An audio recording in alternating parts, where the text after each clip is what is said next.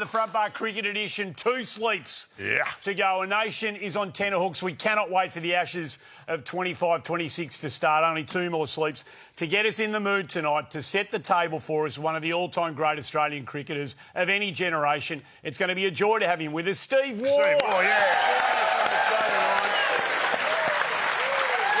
We're here for Han. Of course, there's loads to get through. There may be a drip tray bobbing up at some stage tonight. It's lovely to see you two fellas. Thank you. Good to see you, Murray. We're generally doing a footy show, so people know our football bona fides well and truly by now, but I think some people will be tuning in wanting to know, how sort of connected to the great game of cricket we are. So what about you? Give us your sort of bona fide. I consider the beanball a legitimate delivery. Okay, right. And I played for Mount Eliza. This is a true story. I played for Mount Eliza under-12s.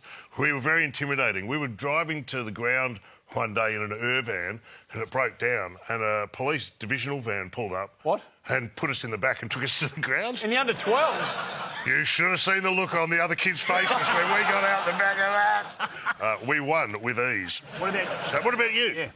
No, well, this may not come as a message. I didn't play much cricket growing up, but I did have one season and I didn't get picked much. Wasn't very good. But the captain, whenever it looked like rain, the captain would pick me because he thought I was the only one who knew how the Duckworth-Lewis system worked. Well, there you go. I know. Very good. Oh, no, very nice. Yeah. And what about a round for our new host, Dickie Nee? Everyone. Yeah. Mr. Farmers, Mr. Farmers. What about you? Have we asked you? What have you got? What did you do? No, stodgy top-order player. Just took the shine off the ball for the good players. During the week you said I was a very good Oh, player. well, I don't want to pump myself up on national High score? High score? Oh, and I got a couple of hundreds along the way. 1 or 2. No, I love the game. It was a fantastic game to play, and I cannot wait. I mean, we grew up, didn't we, as kids? Yes. Looking forward to the next Ashes series. I say this is the greatest rivalry in sport, bar none. Here we are on the cusp of another Ashes. The excitement's palpable. I've been a bit concerned about... It's been very quiet from the Australian camp. I prefer it when we come out swinging, like Alan Border did when he made this statement ahead of the Ashes. You know, I'm pretty keen to sort of put the record right and... give these pommies a dirty big one. I don't know exactly what a dirty big one is, but I believe you need consent for it, so just watch your back on that. It's still illegal in some countries. Giving it a dirty big one. It is indeed. No. You'd be up in front of a tribunal, I reckon. Hey, there's so much tradition, of course, that there's so much on the line. History, and, of course, we're playing for the urn. There is a crystal urn that'll be given to the captain, of course. Murray, why are you talking about the crystal urn when it's all about the mascot? The mascot? Ernie the urn. He's the reason we go to the cricket, mate. He's the reason. Ernie the urn. You know that, Mickey, nothing says fun like a giant urn. No. Like a mascot urn. And it's good to see Prince Andrew's got another gift. Just been Hey, have a look at him. It's terrifying. I can't believe they didn't go with any of our suggestions. You bowled a few up, didn't you? Barry Box. We thought Barry Box would be a good one. So the other one, this should have got. Sandy Paper should have got. Come on. This is fun for everyone. Underarm Arnie. Now, he would have been fun to play with. There was Max Fixer. It was... We could go on. What about Jockstrap Jimmy?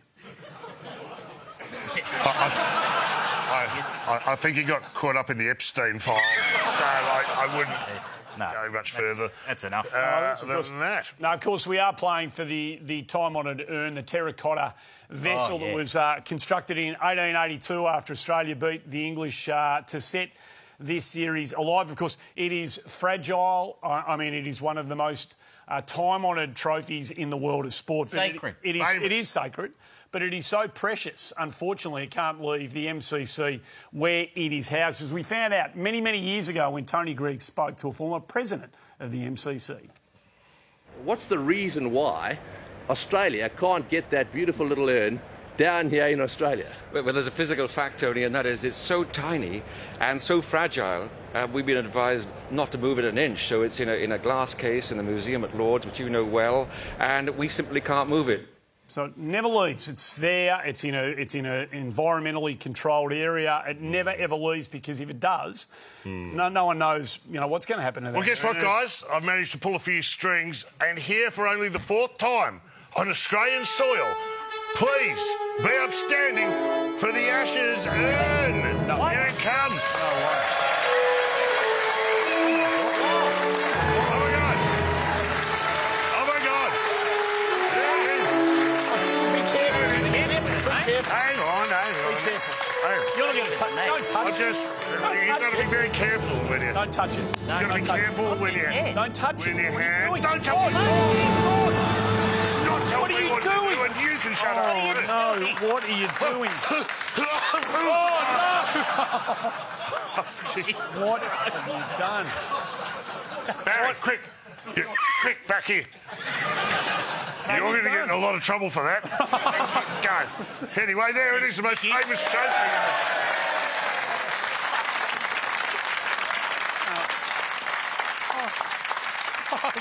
Jesus, I can't believe I've got...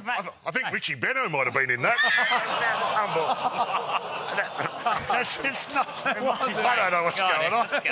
What's going on? It was the Bales. Reminds me of being the after party at the Logies. Jesus Christ, mate. What's going on? I'd get that drink down to forensics. I'm telling you, that's not going to Wow. go anywhere. Oh, no, there's... Anyway, you can't be too careful. We have got some explaining.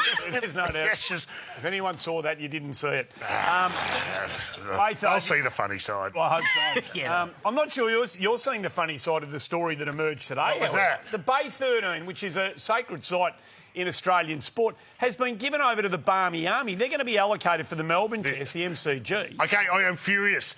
This is the closest thing White Australia has to a sacred site. Well, it is. It's Bay 13. I don't want to overreact here. I don't want to seem to be overreacting, but I say we secede from the Commonwealth. In fact, I'm so angry, I'm going to go and take a dump in Captain Cook's cottage. You feel strongly about it? This is unbelievable. It's a sacred site. People have given everything to that spot. Well, Al, I say we go and storm it like the beaches of Gallipoli and take it back.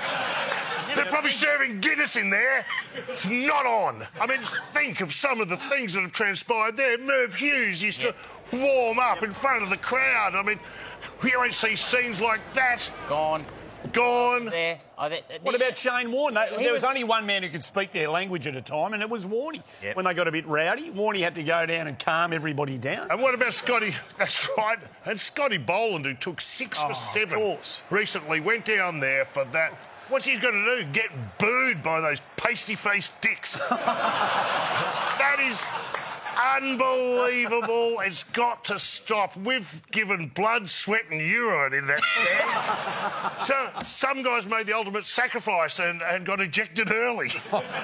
You're going home in the back of a Davy van. Remember that? I do. Well said. No, well said. Mate, I've never seen this guy. Sorry about that, Richie.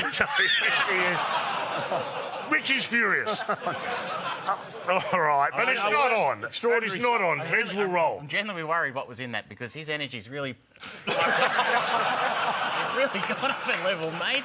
Jeez. That's a very good point. All right. Oh, boy. English preparation's been front and centre for a lot of us. They played white ball cricket down in New Zealand. They came over, they played their under-19s in a 3-day game at Lilac Hill. That was a bit of slap and tickle. They've been playing a lot of golf. A lot of their golf. seniors I know. are worried about them, both in suggesting that their preparation borders on arrogance. So Ben Stokes may win the toss and elect to tee off first. It doesn't seem ideal prep, mate. well, it doesn't. I mean, back in the day, you'd come out and play a couple of Shield games once upon a time. Those days seem to have changed. The Australians would never be that unprofessional. They were almost over-prepared at some times. Their preparation back in 1997 is some of the best I've ever seen for a Test match game. Have a look at them here, going absolutely cocoa bananas in what is one of the great warm-up The Australians events. are pretty relaxed in their build-up to this crucial game. In fact, yesterday we took a few of them to a Nottingham fun park. Let's take a look at some of the pictures here. A Nottingham fun park. No better warm-up than a Bucks weekend. Don't you reckon? What about this is next? What could go wrong? That's where Glenn McGrath got 5 for that day. Fifer. Yeah, he got an elephant, a lion, a rhino. He got the big 5, but whatever. Yes, he did. Well, 3 players were out with shrapnel. So, times anyway, back then, Murray. there it is. It looked like a bit of fun. No, it does look like a bit of fun. One thing that has been identified about this Australian squad, turning our attention to us, of course, is the age profile of this group. The age profile. The age profile of this group, Sam. They're old, mate. We've only got one bloke under the age of 30 in the entire squad. Mickey, a lot of questions in that squad. Yep. There are a lot of questions, like who's Brendan Doggett? No. And why is he making? No. Why is he making his debut at 31? There's a fair chance the big fella's watching right now, and he's been knocking on the door for a long time at Mate, Shield he could level. be working on camera 3, we wouldn't know. Hell, he is. He's a fine player and very much... Usman Khawaja could make 50 and turn 50 during the same innings. This time out. What is going on? No, we'll be right. It's experience. The only problem is injury, and we've lost a couple. So you'd expect England to win. If they're going to win any of these tests, they'd win the first without Cummins and Hazelwood. I know you've been focusing on that for a long time. One of the things we are concerned about, if you're from an English perspective, is how will Bazball go down here in Australian conditions? It's been a bit of a revelation. What is Bazball? Tell me, what is it again? Oh, well, it's just going to the top. It's the frenetic way of cricket they play under Brendan McCullum, whose nickname is Baz, of course, the New Zealand champion, and Bazball. They take the game on right from the word go. It's frenetic, two words not traditionally associated with Test cricket. Yep. And can I just say this? When it comes to tactics, if I were the English, I would listen to I'd be listening to the wise words of Richie Benaud. Oh, he's right there. The very important thing for England is that they work hard out there, they show a great deal of courage, and they don't do anything in any way silly. We join play now with the first ball of the day. McDermott is the bowler, Gooch is taking strike, and in the commentary box, Geoffrey Boycott and Bill Laurie. McDermott from the members' end. Ball toss is out, first ball! Don't do anything silly, Murray. You'll be right. Don't do anything silly. Don't go anywhere. Steve Waugh not too far away. It's the cricket special here on the front bar. Fahan, how good?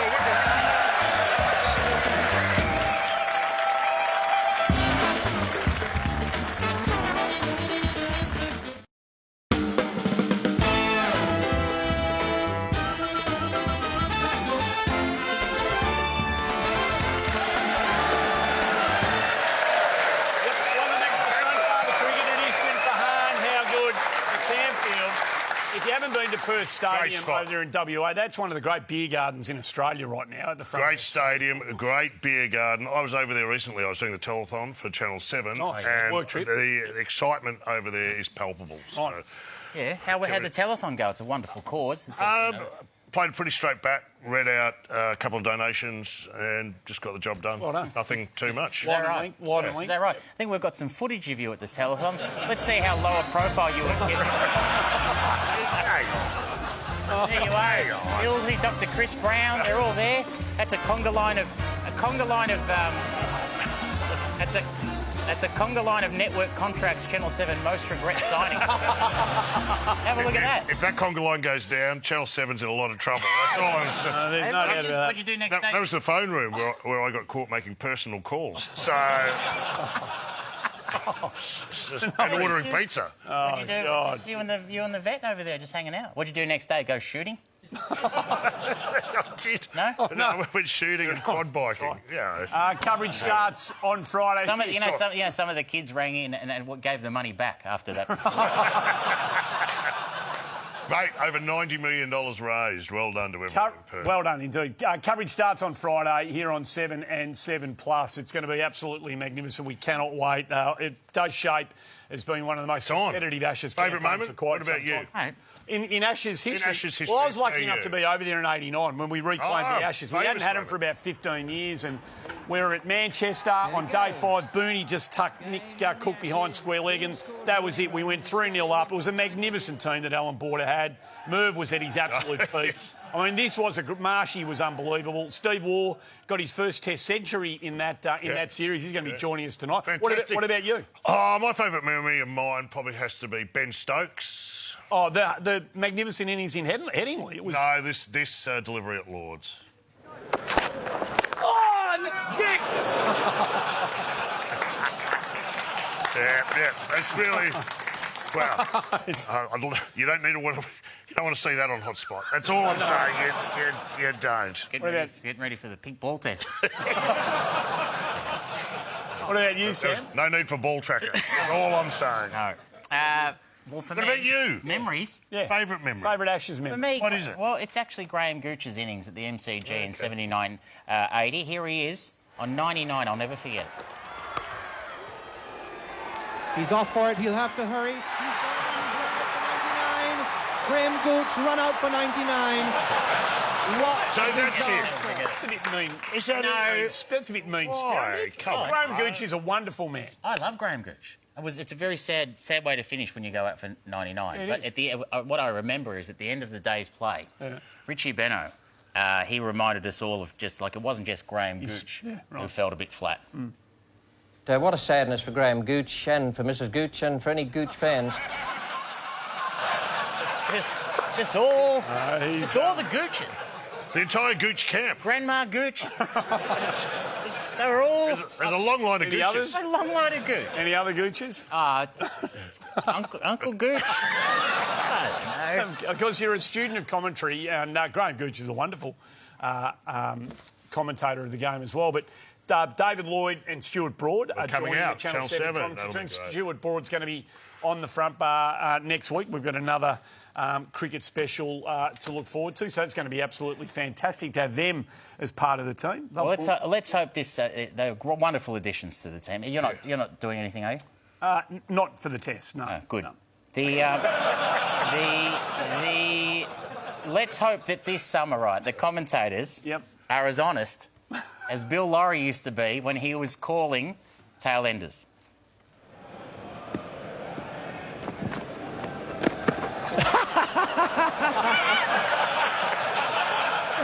Oh, that is. Well, no. That's why he was the best in the business. Best He ever. was saying what everyone was thinking. Absolutely. That's why he's good. Laughter.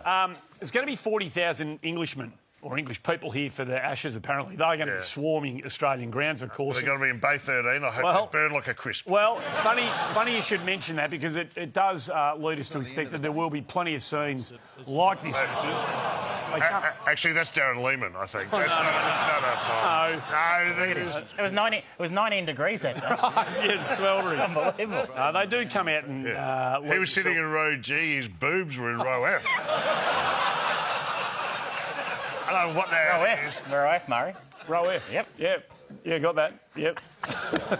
no, they got a slap, of course, and I'm surprised you're having a laugh at this because you actually love a topless bloke at the cricket. You've been a big fan of I've this, been going to the game for a long Yeah. time, and I missed the late 70s, early 80s when you could just go with your top off. Yeah. And everyone did it, and it was so much fun. Here's the crowd. Absolutely quite okay. Yep. I didn't even bring a shirt today, guys. No. Here we are. Look, I'm just in my Speedos. Yep. Here we go. Pitch invasions. That's all right. Here we cameraman. No, even the groundkeeper. That's what it was all about. Perfect. A simpler time. Oh. Who's that? What do you got there? Looks like Greg Chappell, but at it's least not. he's got the hat on, so he's not going to, skin cancer's not going to get him. Yeah, clear that. But he is smoking, so he could die of lung cancer. So, look, at least they were trying. It was a simpler time. It was. Some say it was a better time, Mickey. Some Yes, say it was a better indeed. time. Don't go anywhere. Steve Ward, not too far away from joining here we us. go. It's going to be an absolute Legend. joy to be joined on the other side of the break by one of the legends of Australian cricket. We're here for How Good. Stick around. More to come.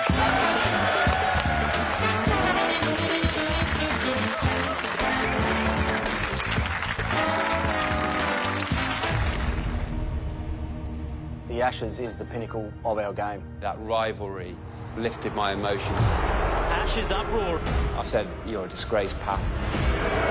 I've never been into a more hostile cricket environment in my life. Yeah, I really enjoyed it.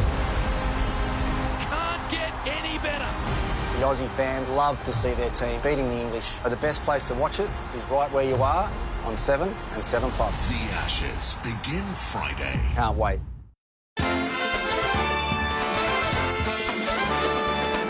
Welcome back to the show. Great to have you with us. Thanks to Han. How good. Look, we can't wait for Friday. It is the ultimate in Test cricket, of course. It's time for Australians to find their very best, stand up against the ancient rival and do the very best they can. One man who never, ever let us down when the Test was at its absolute hottest joins us tonight. And what a way to set the table for Friday. afternoon. Please make him welcome Steve Waugh, everybody!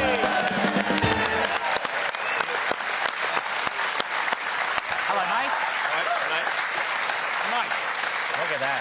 Steve Waugh. You still get nervous before a test series, even though you're not playing? I'm nervous to be on this show. And you should be. But what the build-up? What are the players thinking right Oh, look, now? they're apprehensive, and it's a great chance to be part of history. The Ashes is the ultimate fan of Australian cricketer. So now the guys, they'd be nervous. They'd be looking forward to the series. A lot of pressure, I suppose, Australia expected to win. But a chance to be a part of history and to do something special. So the guys will be ready to go. And you know what it's like. We'll roll through the highlights of or some of the highlights of your magnificent career. Does it go? That's your first test. Yes. Remember that day? I do, yeah. It wasn't... I was extremely nervous. I mean, I was just more concerned about getting my batting partner's name right, because I'd only met two of the guys before the first test. Is that fair dinkum? I went to bat. Jeff Marsh was my batting partner. I thought, make sure you get his name right. It's not Graham, it's not Rodney, it's Jeff Marsh. Then once I settled down, I thought I can get a single here, and then, I was totally... nervous. I only played a few games for New South Wales, so... Yeah. How long before you felt comfortable at test level? Probably a couple of years when I think about it. I was comfortable playing one-day cricket, but test cricket, not until you score your first 100 do you feel like you graduated as a test cricketer. And for me, that was 26 test matches, so... I survived with the bowling for a couple of years, got a few fifers, but, I didn't feel comfortable probably for 3 years. Why did you stop? I mean, you've stopped by... You didn't bowl yourself much as captain, did you? The body, mate, wasn't up to it. And my action was a bit... wasn't the perfect action, so I really enjoyed bowling because it actually made me nice and relaxed. So I liked bowling bumpers and getting into the game, but I realised if I kept bowling, I was going to get injured, so I wouldn't be part of the team. You often came on and got a breakthrough, so that was always good to see you throw. As a captain, I mean, you were part of some great teams. Won everything. And you led some super teams. You've got the winningest record, if you don't mind me using that word, of any Test captain in the history of the game, by a significant margin, 57 Tests, 41 wins. I mean, it's a crazy strike rate. Yeah, had some good players. That helps. Yeah. Captain, in fact, I reckon I could have captained that team. You would have. No, you would have led them all, mate. Would have been good. No, but what a team! Like, was it? Were you used to it? We got on well. It was a great team to be a part of. We had really ambitious players, quality players. They wanted to be the best team in the world, so we set the bar really high. We wanted to try and win every Test match. Once we won a Test match, we reassessed and thought, let's try and get better every time. Yeah. So we wanted just to be the best side that I guess it played the game. Well, your thoughts on the matter are well documented. You were prolific with the bat, but even more prolific with the pen. Have a look at some of these books. They're quality books, mate. Quite a good books. There's some good ones. That's not that many. Okay, well, here's the diaries. So there's all the diaries. You've been on a garage sale, have you? No, once again... This one, sorry. You could use that as a thigh pad. Doorstop, weight chair. Even Tolkien's going, that's a big book. It is a big book, yeah. This one, Steve, is 800 pages, and I'm not going to lie... It took me a year. Could add more pictures in it, mate, I'm not going to lie. Yeah, no. Were you always conscious of... having a journal and having a memory? Oh, really? No, it just came by accident. I thought, I'll give it a crack one time. And the first couple of diaries, the quality of writing's not really there. There's good pictures, but I actually enjoyed it because when you're away on tour, you need a distraction. You can't think about cricket 24/7. Yeah. So for me, it was, either taking photos or writing something down, and it took my mind off the cricket. And once I started playing well overseas, it became a habit, and I just did the tour diaries. So you're writing books and seeing the ancient sites, and your brother's in the room backing the fourth. Yeah, a little bit different. Yeah. Different hobbies and different interests. Yeah, you're Mark very different. Very different. Yeah, Mark likes his horse racing and stuff, and for me it was about taking photos, getting out there. So different passions. Yeah. And your stories are so connected. Obviously, we go right back to the various early days of the young Waughs. There you are as a young some of these photos. That's home. That's 56 Pitney Point Road, Panania. Well, and then where'd you get the Banky Green? Good question. I think it's Bankstown. It was our local rep team, so we had green caps. But that was sort of the front yard of the house, and that was it was a bit like Lords because it's slow from the offside to the leg side. So and we became very good leg side players because the ball would always be coming into our pads and legs. It's a true story. And you'd hit the ball down on the leg side, and then we had the driveway was our second pitch, and that was a big favourite for the bowlers because it was downhill slope, and you bowled in the garage door. We had the diamond on the garage door. That was a pitch.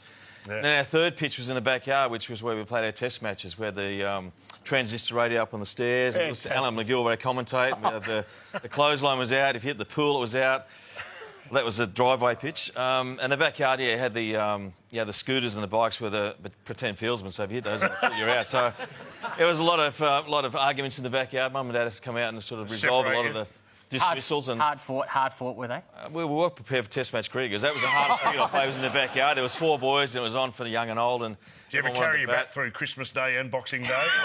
Tried to, mate, but yeah. Look, it was the most controversial was when you toss about the hills or valleys. Whoever lost the toss would be the Poms. Whoever won the toss would be the Aussies. So we always wanted to win the toss. Yeah, can I just say, I lost the toss tonight, by the way. No. 4 minutes older than your famous twin brother, and there are a lot of photos of you two together. Yeah, I think that's Mark crying in the background. I don't know if he's crying because I stole his dumber. He lost his shoe there. I know what's going on. We've been trying to work out what happened. 4 minutes.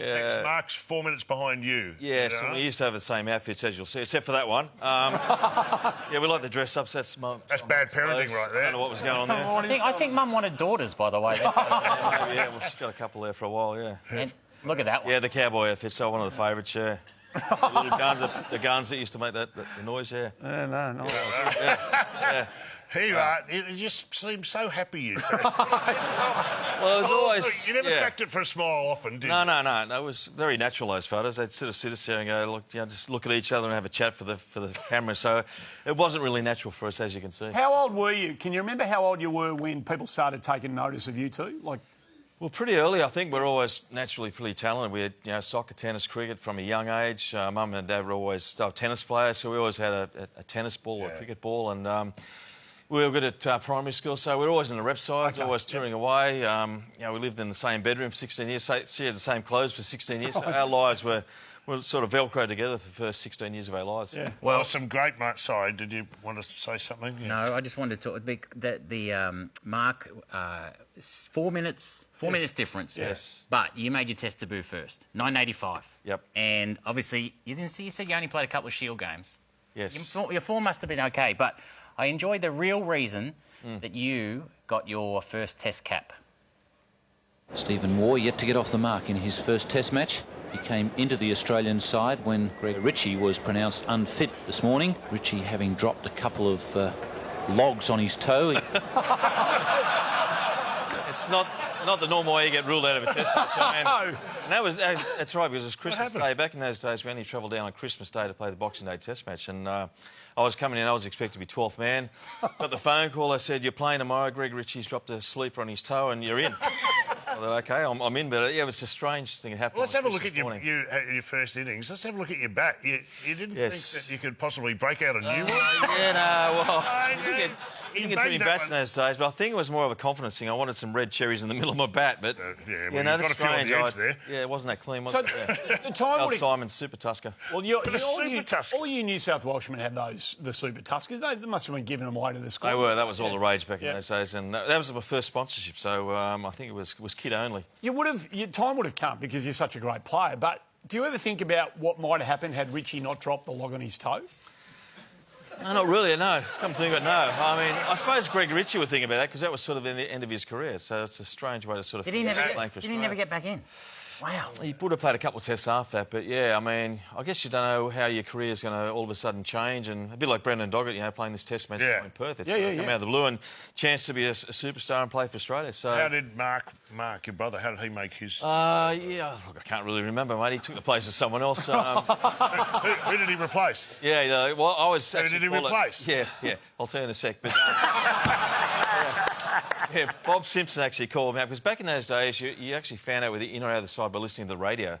The selectors never called it up, but Bob Simpson did the courtesy and told me I was dropped. So I thought, OK, that's fair enough. I was struggling a bit, so I was at my girlfriend's place, who's now my wife Lynette, and I thought I'd better go home and tell my mum and dad I'd been dropped from the test side. So I went home, knocked on the door, opened the door. Mum was there, and she could tell straight away the body language wasn't that great.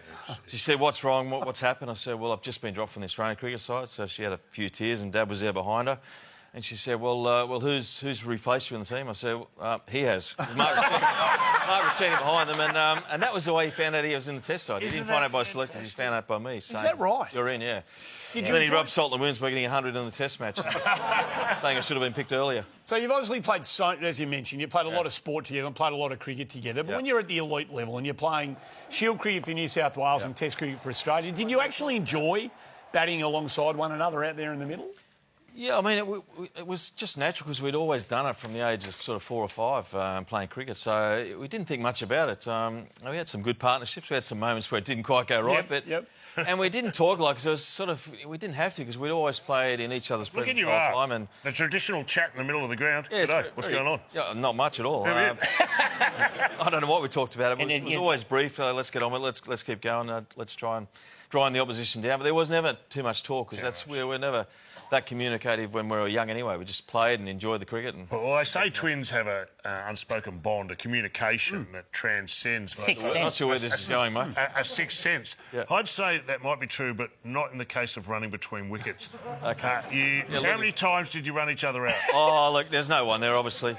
I don't know what Mark was saying. Yeah, we could have shown 100 of these, by the way, Steve. Could have shown 100. Here you are again. Why are you running for singles against the West? Well, that was Mark called that one. That's Mark's fault. That's probably 1 all. Yeah. And is this on... Are you on 100? 99. 99. Yeah, just one short, yeah. Richie got a share by an inch. So I wasn't very happy when I came in the change room. I said to the guys, can you just move out the road a bit? So the helmet sort of got thrown and toys went out of the cot. Then I had to compose myself because I had to go back and captain the side. So, but yeah, 99 it out. I probably only thought about that moment 10,000 times after that. How could I get that one extra single? Like, why don't I play some more shots? It's a quiet trip over the car for you too. It was, really is. So, fact or fiction, I don't know whether I've read this in one of your books, but when you were batting together, is it true that you had an inkling when Mark was about to go out? Not really. I mean, I think it was more when I was dropped from the Australian side and Mark went to Sri Lanka. And I just had this feeling that he wasn't going to get any runs, or he kept... And he got out 4 times in a row for naught, but I just had this feeling he was going to get naught all the time. So I don't know if I was channeling the bad vibes or not, but you could probably blame me for that. But no, with batting together, you sort of had that sixth sense, because I think because we played with each other in so many teams together, you sort of knew what his form was like and body language, and you could sort of sense if he wasn't comfortable, something might happen. So maybe that's when you say there's a bit of ESP, but... Probably not really. Probably not really. Yeah. Mate, it's fantastic to have you on the program. There's plenty more we want to speak to you about, which we'll do on the other side of the break. More Steve Waugh to come on the other side of the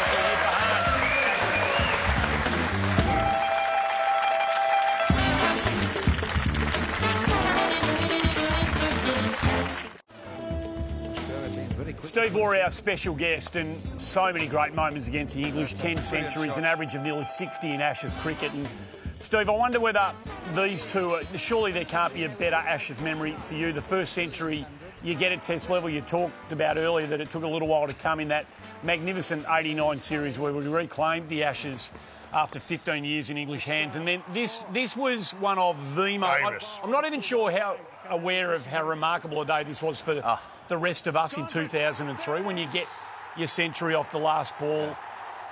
Everybody in Australia was talking about this at the time. You've got to get to the TV. You've got to find out. If we weren't watching it, by the time you got to that moment, it was... You were under so much pressure going into that game. Yeah, it was pretty amazing that whole day. It's sort of like... I remember Doug Walters as a kid watching him hit a 6 off the last ball, Bob Willis in Perth. And watching as a kid, I thought, geez, how good would that be to hit a 4 or 6 off the last ball?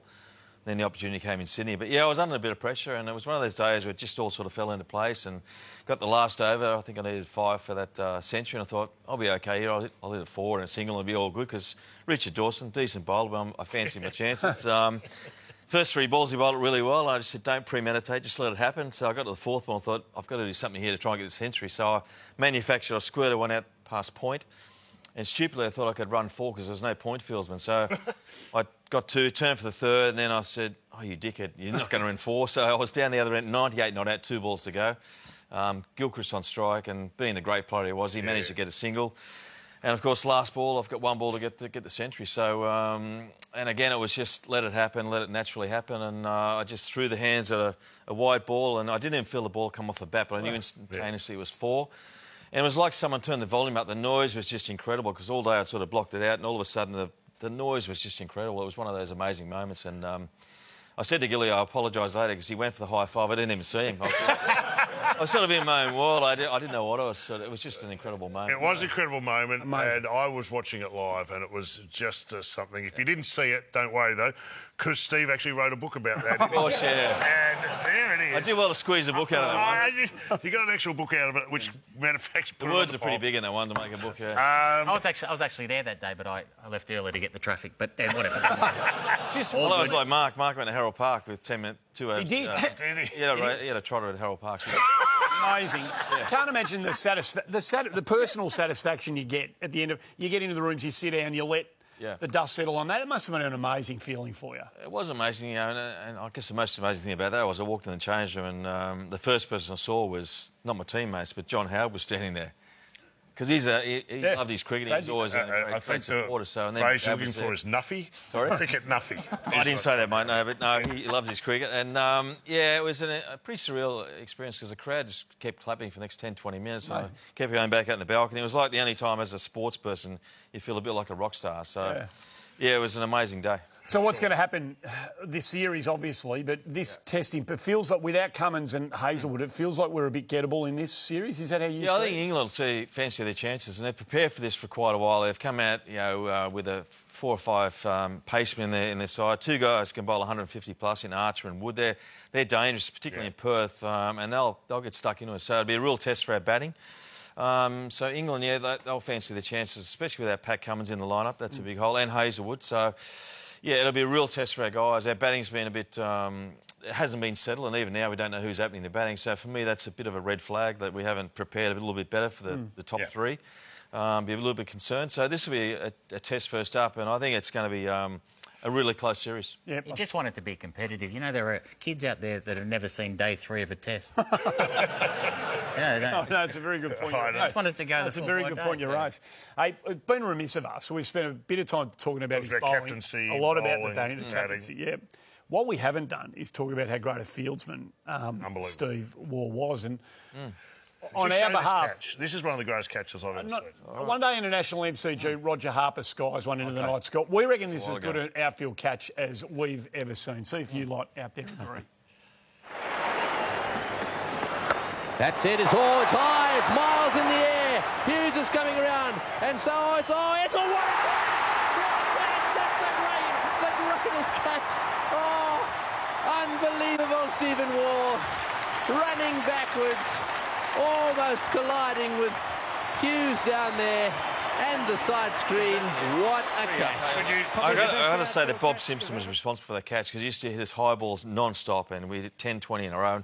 When it went up in the air, it was a slow ball from Craig McDermott. Roger Harper did it in the air, and I thought, I've just got to sprint as fast as I can and then look up at the last minute to try and catch it. And then it came out of the night sky, and it landed like someone just dropped it from about 6 inches. It went in my hand so softly. But I didn't see the side screen. You didn't know the side screen? What about the player coming? Probably worse than I didn't see Merv, because that would have been worse. And it just was one of those moments where, did that really happen? And then I ran around the back of the side screen. Apparently that's not out too. You're not allowed to do that. Technically, it was supposed to be given not out because... What did you do? Because I went behind the side screen and I wasn't sure whether they had control of the ball. That's always been my takeaway. Yes, that's what I thought, I thought with your cricket knowledge you picked that up. It's a great lesson for the kids to never take your eye off the ball and you'll always be rewarded. Well, that's gone straight up in the air. Waugh won't drop. There's no way in the world. He's dropped it. I can't believe it. You needed Merv running at you. I think AB was pretty happy there. There he was. What do you reckon he said? Because he's about to get a big one up here. 30 big one. Yeah, something idiot. As always, Alan Border's seen the funny side. Yeah, absolutely. Legendary sense. Steve, I'm not sure you're aware of this show and its tradition and its segments, but there is one that you're about to be exposed to, and it's one of our personal favourites here on the front bar. It's not exposed to it. It's time for Sam's Drip Tray.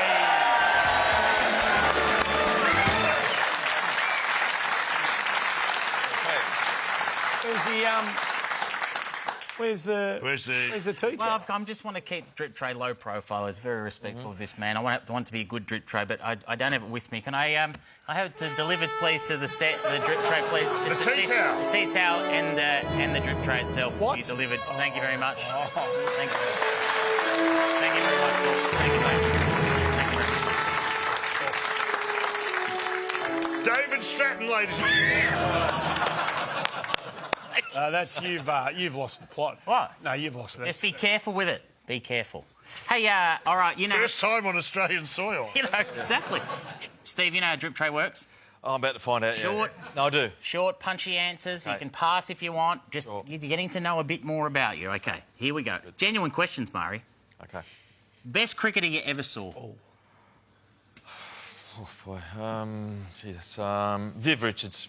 Well said. Yes. True. I'm from Sweet already. It's true. No, I'll go with that. I like. He's your hero. My absolute hero. Yeah. All right. Toughest opponent to your bowling. So who's the toughest batsman you bowled to? Javed Miandad. Right. Oh, really? Yeah, he's just sledging non-stop, particularly in Pakistan, where he said he was pretty confident he wasn't going to be giving out LBW. I remember a couple of times I thought he had one MLB and he came at the other and he goes, what are you doing? You're in Pakistan, you don't appeal here. And he'd sledge you if you dropped the catch, so I'd say Miandad for sure. All right, that's the bowl to your batting. Who's the toughest bowler that you ever faced? Well, someone like Malcolm Marshall, Patrick Patterson, but Curtly, I can't go past Curtly Ambrose. Yeah, all good ones. You had your moments with him too, didn't you? Yeah, we had a few running. He batted so well in the West Indies. That was incredible. The day Richie Richardson had to drag him. Oh, mate. Sorry. You and a young Langer. It was Justin Langer was in one of his first series, and you had to nurse him through one of the most torrid experiences I've ever seen. And he didn't back down either. Sam strip tray? Sorry. It was remarkable, though, what you did in the Thank West you. Indies. Idol growing up? Bjorn Borg. Tennis player. Oh, really? Yeah. That's interesting. Love tennis. My mum and dad were tennis players, and I thought he was amazing. Like, he won 6 Wimbledons in a row. Wooden racket? Yeah, exactly. Did you wear the headband? No, I didn't know. Did you play with a double-handed backhand? No, I was not single. I was sliced backhand. You backed the old time, yeah. For him against McEnroe in all those great. Yeah. Oh, great, yeah. Tons of McEnroe, players, yeah. Released his own range of underpants. He did. I've got a pair of Bjorn Borgs. What? I've got a pair of Bjorn Borgs. It makes a wonderful intimate apparel. They are. Is it... Bjorn Borg has... But they're just undies. They're not intimate apparel. Please. Well, not the way I use them. All right, listen. You're the great... Just because he gets around in his tidy whities. Yeah, no. The old bog catchers. This is big. This is a big one. You're captain. You're the most successful captain in the history of the games. 70+% test rate. Okay. Thank you. The test hasn't started yet. You go out there, heads or tails. What was your call? I was those heads. Because interesting. The reason why was Mark Taylor was before me, and being Tails, his nickname, he always called Tails. So I thought I'll change it up and I'll be heads. How'd it work for you? I think it was about 49%, so not too bad, yeah. Yeah, could have been better, but I'll take it. Yeah. All right, let's. How are you going? Oh, this is good. I'm going fine. The follow-up questions are no good. We saw you the bat you had in your debut. What was it? That's the Simon Super Tusker. Super Tusker. All right, favourite bat? MRF, because they paid me a lot of money. All right, that's a good favourite bat. No, my favourite bat was growing up, and I got it for Christmas. I'll never forget it. Was the Grey Nickel steel spring, because as a kid you grow up and you'd oil your own bat, you'd knock it in with a cricket ball, and it was like you looked after it like it was the most valuable possession in your life. So my first Grey Nichols was a steel spring and had the sticker in the back. Never used an SP? No. It's interesting. Progressed to the Sladger. That was a polyarmour bat that was big in the day as well. County? Then the double scoop.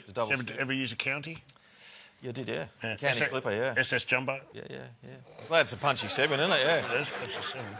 Yeah, SS Jumbo. No, I didn't use What about a Duncan Fernley? You would have used a Duncan Fernley. No, the Maestro, the GM Maestro. GM was good. Yeah, they were good, yeah. It was a really good bat. That's the one, yeah. Done? I never understood sledges. All right. Listen, what about this, Steve Waugh? Yes. First car?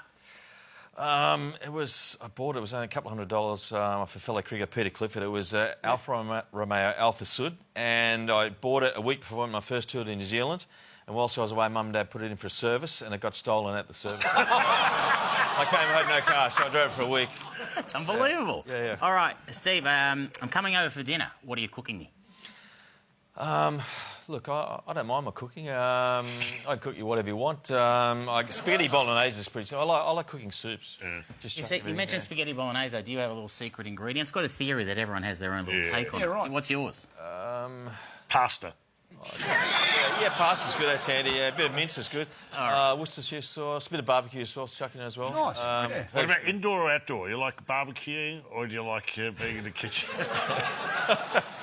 I'm really enjoying it. Barbecue's always good. What have you been doing? Where's the rest of that stuff? Hey, Steve Waugh, who's the most famous person you've ever met? Probably a couple.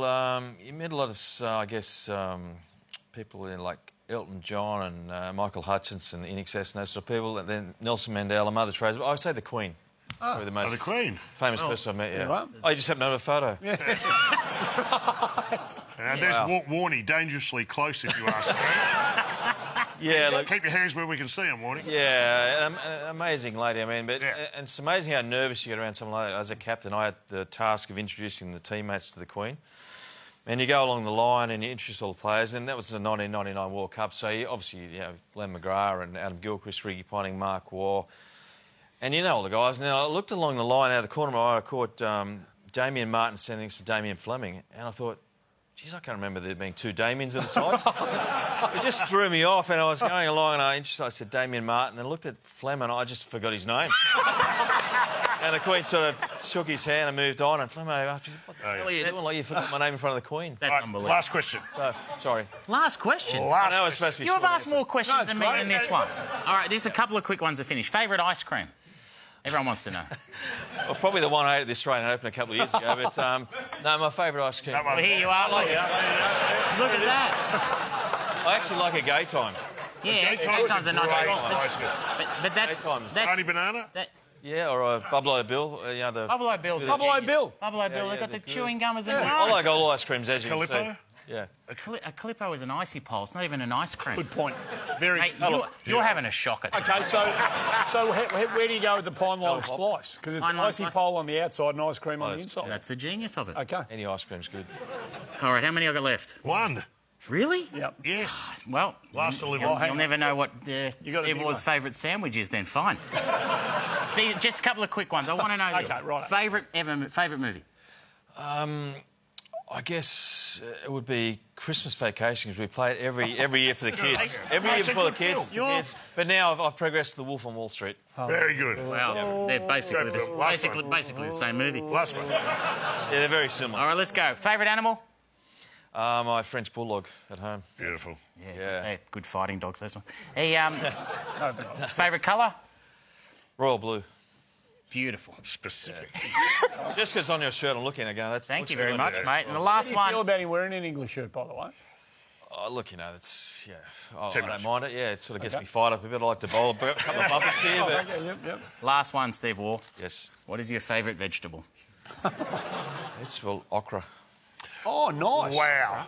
Did not see that coming. I don't know what that is. It's very sticky. It is, yeah. It's a bit slimy, but it's good in curries and stuff. Yeah. What family is it from in terms of the vegetable? Oh, look, I guess eggplant, that sort of thing. I don't really know, to tell you the truth, mate. All right, no worries. Just got to lead that one. Who would have thought you'd stay that long and lose interest right at the end? Anyway, hey, that was Drit Tray. Steve,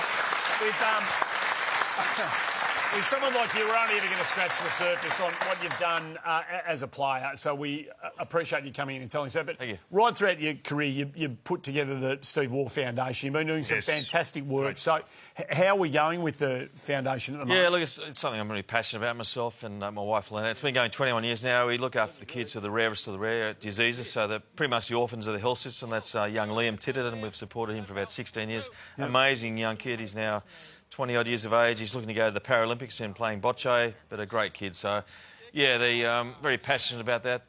Basically, the kids that don't get support from other charities or from government organisations, they're pretty much left to themselves, so we try and support them. Well done, mate. Great stuff. Absolutely fantastic. Well, it's been a joy to have you on the show. What an absolute pleasure. Steve Waugh on the front bar. Steve Waugh. Fantastic having you on the show, and to celebrate your appearance, you've just released this book, The Front Bar Diaries, which is about Steve's appearances. Perfectly time for Christmas. Yeah.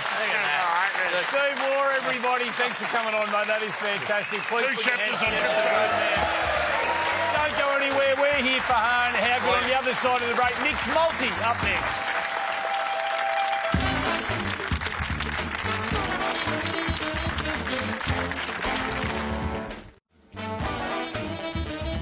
Magnificent to have Kia on board again with the all-new Tasman Ute. We are honouring another local sporting legend. And what about this bloke, Dougie Crowell?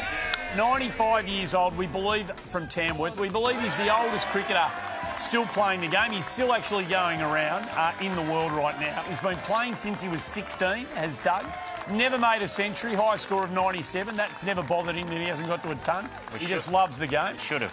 A few years ago, he played a veterans match with his son and made more runs than him. Doug's lifelong love of cricket deserves a lap of honour thanks to Kia. So to you, Dougie Crowell, we salute you. You absolute legend, Doug Crowell. Well done. Well done, Kia. Gets inside you this game, and Dougie is living proof of that.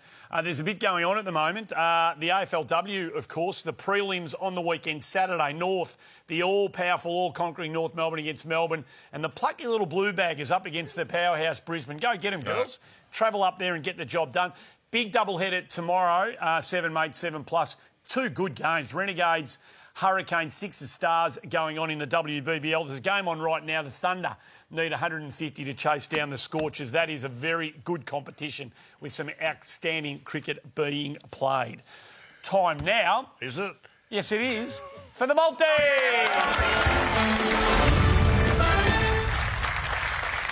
Yes! Right. Yes! Right. Right. Here we go. This is going to be a beauty. Get on this. This could really get up. Working on it all week, have you been? I've been working on it all week. Finally honed. Is it me? Good luck. Oh, yeah, here we go. All right, first up. Now, we've talked about the Ashes all night, but when it comes to the trophy department, I'd like to wager that the Ashes is the second most famous trophy in the world behind this one. We go to the world of sumo. What can be appropriate for the big fellas? Yeah, here it comes.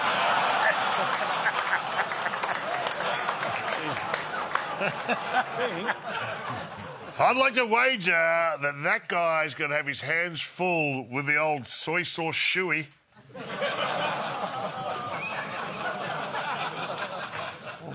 You can't have it, but how about you have Steve Smith to score 50 plus? I'm not sure I want it. In the first innings, $2.30 for that. I like it. Let's bat on. Second leg.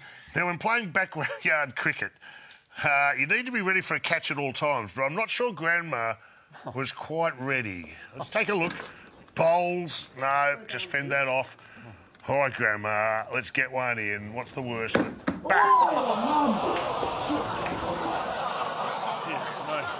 Teary, me, Mark. Oh, she's lost it. That looked like it was straight out of the middle to me, just to be good. I'd like to wager that it's one hand off Nana's head and 6 it out. No. Can you pay that? No, you can't have that. No, you can't have it. But how about you have Joe Root, likewise, to get 50 plus in the first innings, and you have $2.63 for that. Will not get 100. Hasn't scored 100 on Australian soil. He has not. Anyway, let's get moving. What do you mean? Who? Joe Root has? No. Yeah. Really? No. How many times have you been out here? Yeah, a few. Anyway. Well, look, take that, Stuart Broad and who's the other guy? Bumble. They're joining the commentary team. Third leg, people. Now, winter's usually known as the off-season for cricket. But nothing can stop these cricketers in Mongolia, who play in any conditions. Here they are riding to the actual ground. And here they are playing in inclement conditions, I think you'd say. Yeah. I'd like to wager it was so cold out there that this was the box the batsman used.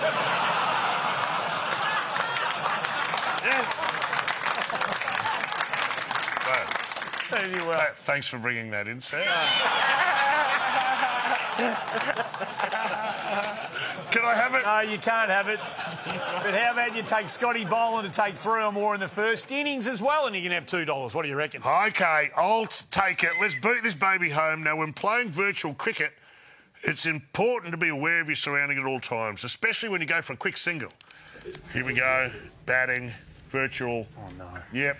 Go! Oh!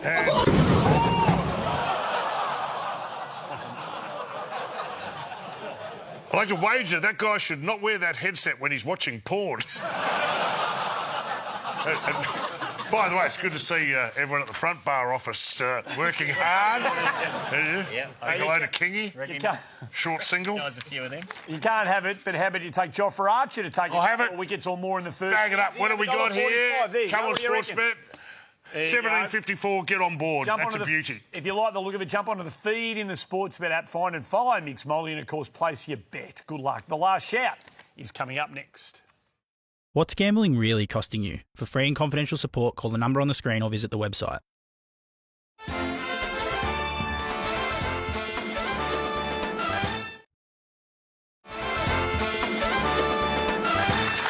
Welcome back to the show. Fahan, how good. Time for the last shout. And last shout tonight, our subject is you, Michael. What do you Yes, mean? Mickey. What do you mean? No, I was doing some reading of a local paper during the week. The Redland Bayside I was reading. You were reading the Redland Bayside. Mate, how else am I going to keep up with the news in Morty Alley? And That's where the big news breaks. Mick Malloy comedy leads Seven's 2026 lineup. Yeah. So you've got a new show. I've got a new show coming up. It's next year on Channel 7. Who's by yourself? No, me and Glenn Robbins. What's it all about? Look, I can't say too much, but there's a promo that you'll probably see during the cricket that explains everything. Ladies and gentlemen, thank you for your time today.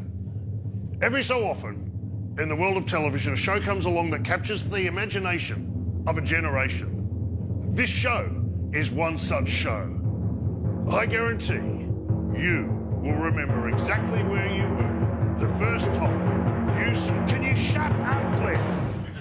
Trying to do a promo. It's trying to add effect. It's working well. I'll just do it quietly. Cut. Mick Malloy and Glenn Robbins bring their new show to television. Coming soon to Channel 7. Glenn, wow, too much. Oh, well, Whoa. there it is. Oh, well. Is that up? I think that answers all your questions. It answers all the questions. It tells Can't you wait. exactly what it's all about. That's going to be a barrel of laughs. We cannot wait. We can't wait for next Wednesday night for our second cricket special. Stuart Broad's going to join us on the program, so be with us then. He's got some questions to answer yes, about he his has. behaviour last year at Lords. Yes, he has. Lawrence Outrageous. Mooney and Fitzy going to be part of the show as well. Thanks for watching. Great to have the studio audience with us tonight. Great to see you two fellas. Great to have Steve Waugh on the show. It's with a heavy heart that we sign off tonight. A couple of weeks ago, 17-year-old Ben Austin tragically lost his life playing the game that he loves. It rocked everybody in the cricket community, particularly his family and friends and everybody at the Ferntree Gully Cricket Club. The funeral's tomorrow, and to everybody close to young Ben, our thoughts are with you all. Good night.